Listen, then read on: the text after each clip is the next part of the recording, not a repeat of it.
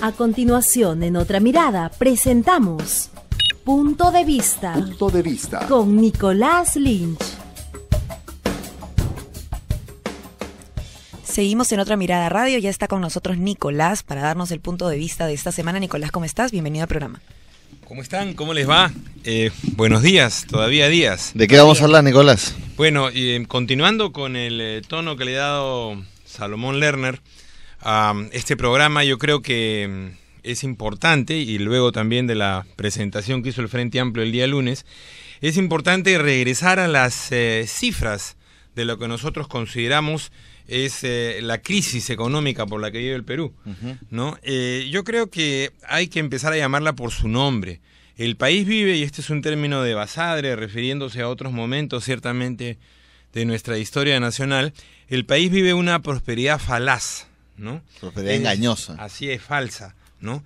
Y esto ya se ha vivido varias veces en nuestra historia republicana. Se vivió con el guano y el salitre, se vivió con el caucho, con la harina de pescado, con los minerales en varios momentos del siglo XX.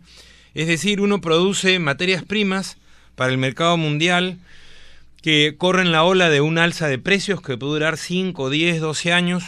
Rara vez son periodos más largos. Y finalmente termina este boom de precios y la situación sigue más o menos como antes, ¿no? El caso peruano es muy concreto, ¿no? Tenemos un Producto Bruto Interno que en los últimos 20 años se ha multiplicado por 4, en los últimos 10 años se ha multiplicado por 2, una inmensa creación de riqueza, ¿no? Sin embargo, si nosotros medimos cómo esta riqueza se reparte, tenemos dos datos abrumadores, ¿no? En los últimos 50 años, la desigualdad social se mantiene estable en el 0,6 del denominado índice de Gini, que es el método por el cual se mide desigualdad social, entre los años 60 y la actualidad. O sea, 50 años sin que se modifique el índice de Gini que mide desigualdad social. O sea, crecimiento no tiene nada que ver con... O sea, este estilo de crecimiento, digamos, no tiene nada que ver con... Así es, y si vamos a puestos de trabajo decente creados, peor todavía. Tenemos, según nos dice Julio Gamero, en un reporte que escribió para el Ministerio de Trabajo el año 2012, y aquí estuvo Julio Gamero la semana pasada, 20 años de este neoliberalismo han creado 10% de trabajo decente. O sea, 10% de nuestra población económicamente activa, potencialmente ocupada, nada más 1 de cada 10 tiene trabajo decente, o sea, trabajo con derechos, ¿no? Entonces, tenemos pues una discrepancia horrorosa. ¿Por qué sucede esta discrepancia? ¿Por qué? Porque este país no está integrado. Este país se divide en una suerte de tribus, en una suerte de guetos. El gueto que la lleva, que controla el país económica, política y culturalmente. ¿Podemos decir la tribu blanca? No. De ascendencia europea, básicamente sí, le interesa el bienestar de ellos y de sus allegados, ¿no? Por lo tanto, este modelo económico, como fue el guano, el salitre, el caucho, la harina de pescado, los minerales, sirve para mantener ese gueto, pero no sirve para integrar al Perú. Claro. ¿No? O sea, se basa en las ventajas competitivas naturales del país. O sea, las que tenemos sin hacer nada. Las que tenemos por suerte. Por suerte. Pero no en las ventajas comparativas dinámicas, en las que se inducen a partir de una determinada política económica, con un Estado fuerte, con una autoridad pública que valga la pena. Claro. Entonces, vamos a estar en la misma. Pueden venir 50 buses exportadores, ¿no? Hay mucha gente, pero Nicolás, que dice esto no varía. Dice que este crecimiento que hemos tenido desde el 2004 hasta ahorita, que es inédito, que nunca el país ha vivido. Y tú, bueno, recuerdas que eso no ha sido así. Ya Basadre en el siglo pasado, a inicios, en la década del 20, ya en su libro Perú, Problema y Posibilidad, hablaba de este problema, ¿no? Del boom, auge, declive.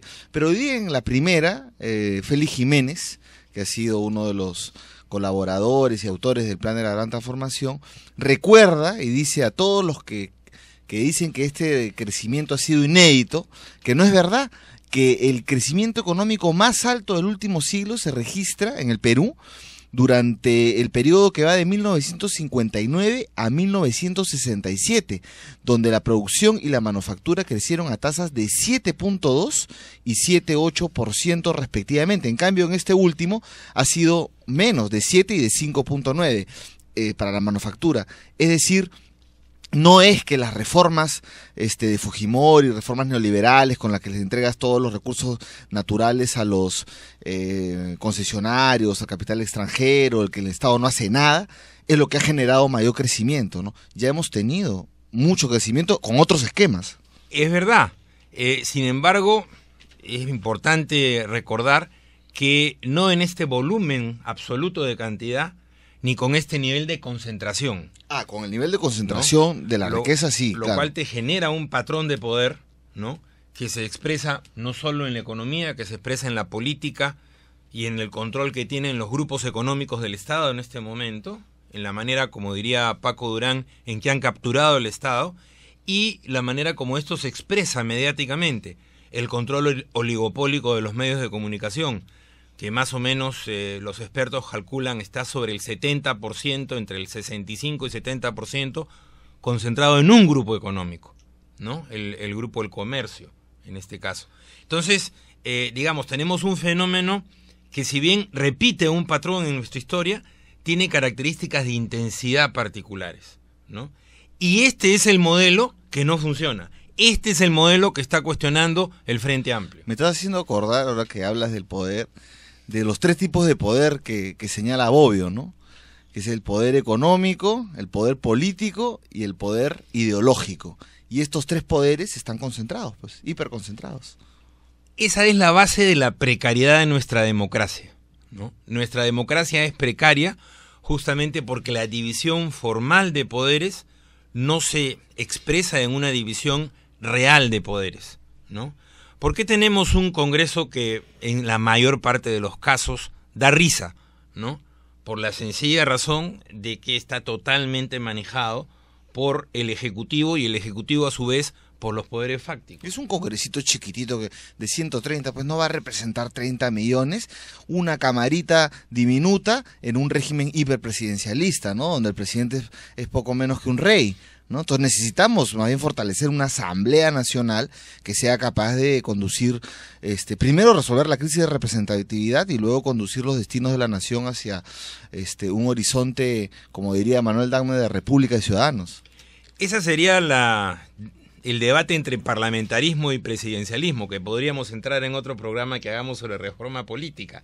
Pero si esta estructura constitucional como separación de poderes funcionara, la cosa sería ya mucho mejor. El problema es que no funciona porque los poderes están capturados, no hay división. Aquí la plata no solo llega sola, sino manda transversalmente sobre la estructura del Estado. Ese es el problema de fondo. Por este tipo de modelo económico, ¿no?, que acumula riqueza de forma oligopólica con una concentración no vista nunca en nuestra historia republicana, ¿no? Pero hay quien dice que el problema es económico, sí, pero fundamentalmente político, ¿no? Y esta semana si continúa en realidad esta agonía de ya no sé cómo llamarla, descomposición política aguda, ¿no? En la que se compromete más el expresidente Toledo, en que el APRA hace todo lo posible por librarse de las acusaciones que lo comprometen con el caso BTR, con el tema de los narcoindultos, narcoconmutaciones. Ha salido incluso hasta manipular de alguna manera información que se manejaba en la megacomisión respecto de la ex fiscal de la Nación, Chaiz, para de alguna manera ponerla a ella como si fuera la parte más afectada, ¿no? Está generando todo un problema. Entonces, y un presidente que está incumpliendo todas sus promesas electorales, ¿no? Entonces, como en ese panorama el modelo económico tampoco se hace muy sostenible, ¿no? La descomposición política que vivimos, yo creo que es característica de un régimen precario, como señalé, donde los motivos de la competencia no son programáticos, no son de alternativas, de puntos de vista distintos, sino son personales, ¿no? La élite discute su futuro personal y familiar, cuando discute sobre quién va a ser el próximo candidato a la presidencia de la República, ¿no? No se discuten sobre los problemas del país, sobre los problemas de la gente. Ya lo hemos dicho varias veces en Otra Mirada, es el quítate tú para ponerme yo, ¿no? Vemos a dos presidentes en ascuas. Toledo, liquidado casi ya políticamente por todas estas acusaciones, vamos a ver qué dice ahora que regrese.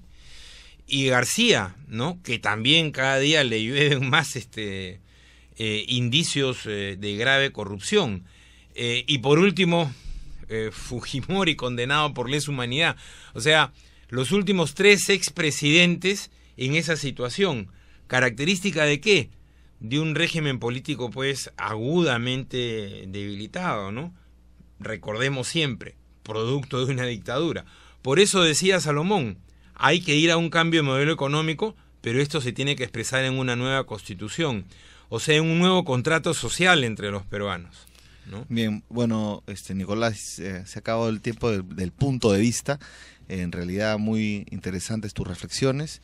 Y bueno, vamos a seguir conversando sobre este tema, que es el tema central, de fondo, de los problemas del Perú. Regresamos en Otra Mirada con el último bloque del programa, Bueno, Bonito y Barato.